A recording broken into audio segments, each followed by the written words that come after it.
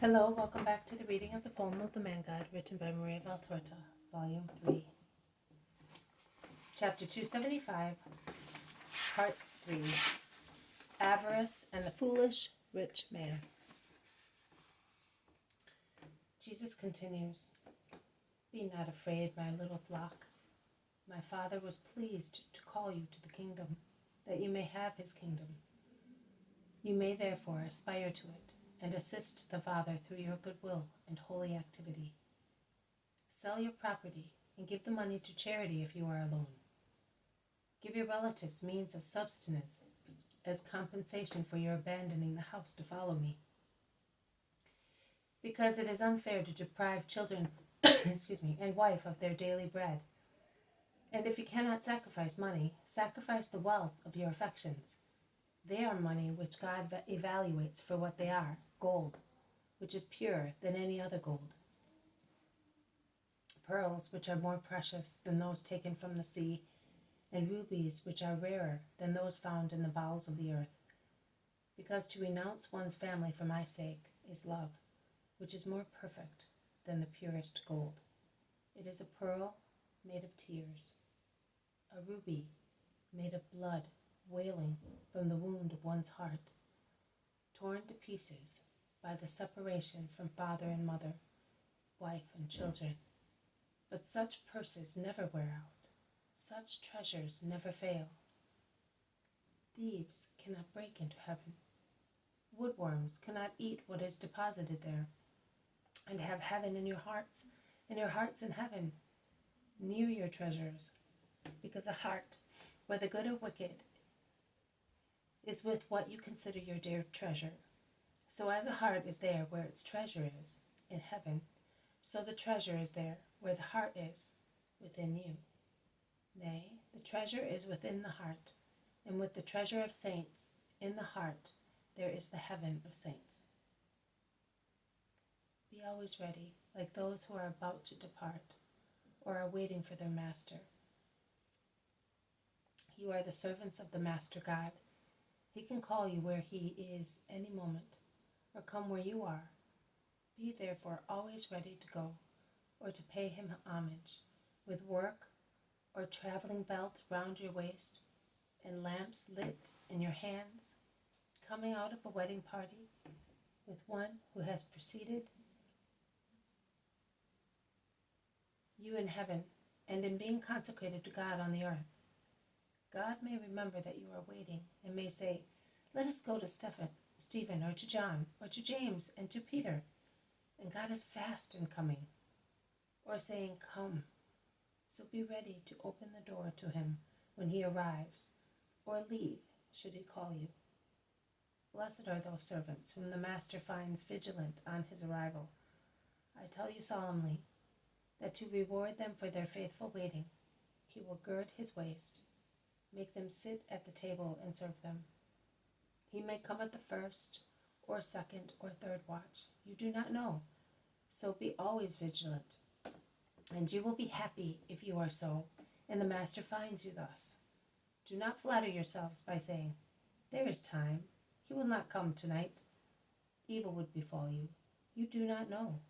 If one knew when a thief is going to come, one would not leave the house unguarded, so that a robber may force the door and coffers. Be prepared as well, because when you least expect him, the Son of Man will come, saying, "It is time." Peter, who has even forgotten to finish his food, to listen to the Lord, when he sees that Jesus is silent, asks, "What you said, is it for us or for everybody?" It is for you and for everybody, but it is primarily for you, because you are like stewards, put by the master at the head of the servants, and it is your duty to be twice as vigilant, both as stewards and as simple believers. What must a steward be like, once he has been put by his master at the head of the servants, so that he may give each his fair portion at the right moment? He must be shrewd and loyal in order to fulfill his own duty and make his subordinates fulfill theirs. Otherwise, the interests of the master would suffer a loss. Whereas he pays so that the steward may act on his behalf and safeguard his interests while he is away. Happy is the servant whom the master finds acting loyally, diligently, and honestly on his returning home.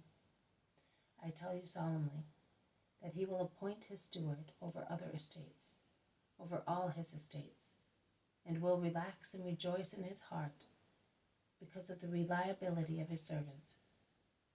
But if the servant says, "Well, my master is very far away, and has written me that he will be delayed in coming back home, so I can do what I like, and I will do the necessary when I think he is about to come," and he begins to eat and drink until he gets drunk and gives crazy orders, and as the good servants under him refuse to carry them out, not to cause damage to their master, he beats servants and maids until they are taken ill and decline.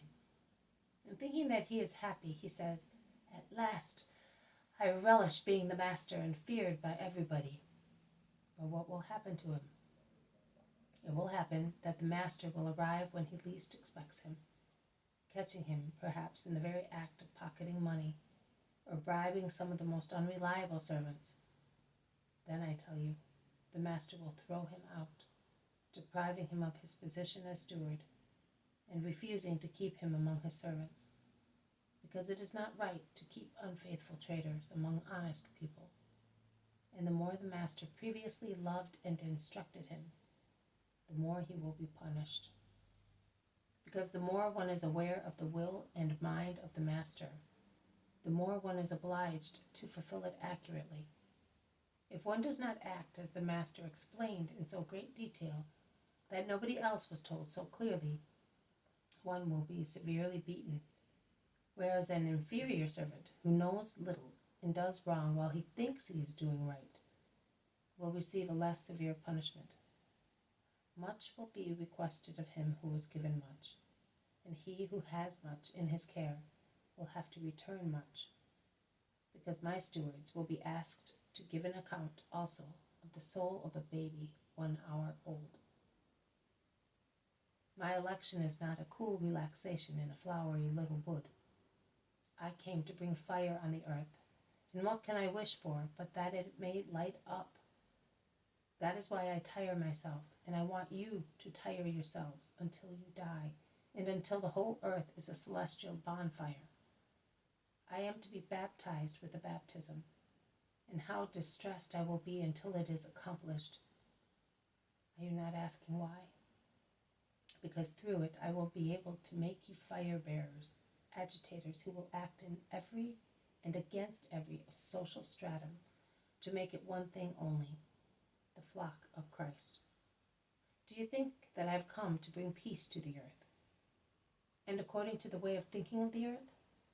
No, on the contrary, I came to bring discord and separation, because from now on, and until the whole world becomes one only flock, of 5 people in one house, 2 will be against 3, and the father will be against his son, and the son against the father, the mother against her daughters, and the daughters against the mother, and mothers-in-law and daughters-in-law will have a further reason not to understand each other, because a new language will be spoken by some lips, and it will be like Babel, because a deep disturbance will agitate the reign of human and superhuman affections. Then the time will come when everything will be unified in a new language, spoken by all those who have been saved by the Nazarene, and feelings will be filtered like water, as the dross will sink to the bottom, while the limpid waves of celestial lakes will shine on the surface. Truly, it is not restful to serve me, according to the meaning man attaches to that word. Heroism and indefatigability are required. But I tell you that at the end it will be Jesus, still and always Jesus, who will gird his waist to serve you, and will sit with you at an eternal banquet, and all labor and sorrow will be forgotten. Now, since no one has been looking for us, let us go to the lake. We shall rest at Magdala, in the gardens of Mary of Lazarus. There is room for everybody, and she has put her house at the disposal of the pilgrim and his friends. There is no need for me to tell you that Mary of Magdala died with her sin, and she has risen again from her repentance as Mary of Lazarus, the woman disciple of Jesus of Nazareth. You are already aware of that, because the news spread like the fury of the wind in a forest. But I will tell you something you do not know. All the personal wealth of Mary is for the servants of God and the poor people of Christ. Let us go. This has been a reading from the poem of the Man God, written by Maria Valtorta, Volume 3, Chapter 275, Part 3, Avarice and the Foolish Rich Man. Thank you for listening. I will see you tomorrow. May God bless you, and may peace be with you.